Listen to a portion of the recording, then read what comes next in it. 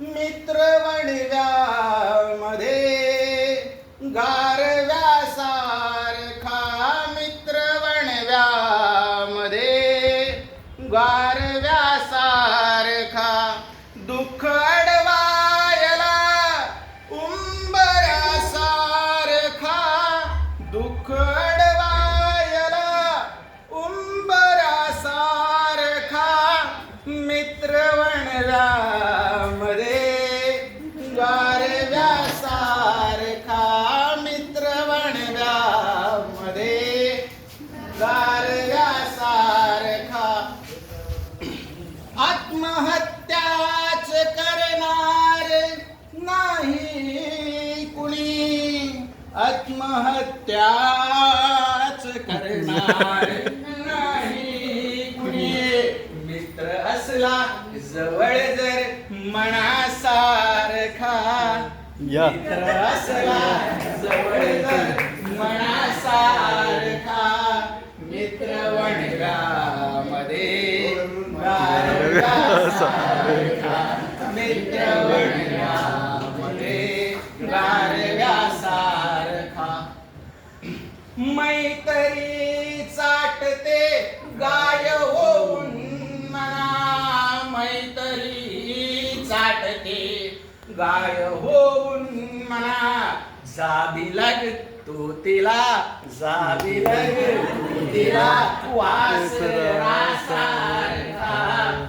मित्र वणव्यामध्ये गारव्यासारखा, मित्र वणव्यामध्ये गारव्यासारखा. मैत्री सुद्धा एक भावना आहे आणि त्या भावनिकतेचा विकास आपल्याला विद्यार्थ्यांमध्ये करायचा आहे. बरोबर नाही? भावना काय आहे? मैत्रीची, प्रेमाची, म्हणजे अशी भावना आहे. सगळ्या भावना तुम्ही भावनेमध्ये येतं बघा, दुःख येतं, सुख येतं, राग येतो, लोभ येतो, मत्सर येतो. त्याबरोबर जर लालसा सुद्धा भावना आहे आणि ती लालसा आपल्याला विद्यार्थ्यांच्या मनातून काढून फेकायची आहे. मैत्री कशी असली पाहिजे? मैत्री कशी असली पाहिजे? दुःखात साथ देणारी, सुखात आनंदात फक्त मित्राकडे आनंदी असताना पाहणं, बस एवढी मैत्री असली पाहिजे. आणि हेच आपल्याला शिकवण्याचा प्रयत्न पाखरे सर करतात. बरोबर आहे की? बरोबर ना? त्याच्यात एक आणखी एक कविता बघा, ती भावनिकता महत्वाची आहे आणि ती जपली पाहिजे आणि सांगितली पाहिजे. गरमी होते का पडायचं? ते कवितेच्या ओळी आहे, कोणाच्या माहित नाही कशा आहेत, चांगल्या आहेत, वाटल्या, प्रत्येक वेळेस सांगत असतो आणि प्रत्येक शिक्षकांनी त्या जगल्या पाहिजे.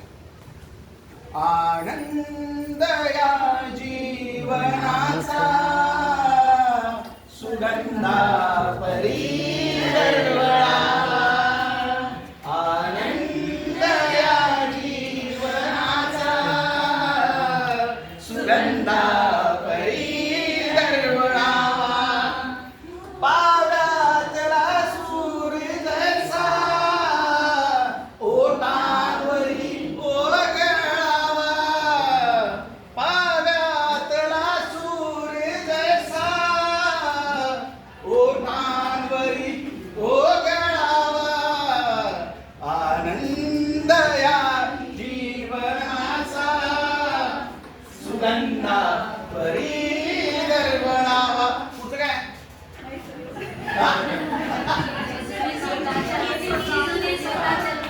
झिजूनी स्वतः चंदनाने दुसऱ्यास मधुगंध द्यावा, झिजूनी स्वतः चंदनाने दुसऱ्यास मधुगंध द्यावा, हे जाणता जीवनाचा आरंभ हा ओळखावा, पाव्यातला सूर्यसा ओटावरी ओघळावा, आनंद या जीवनाचा सुगंधा परी दरवळावा.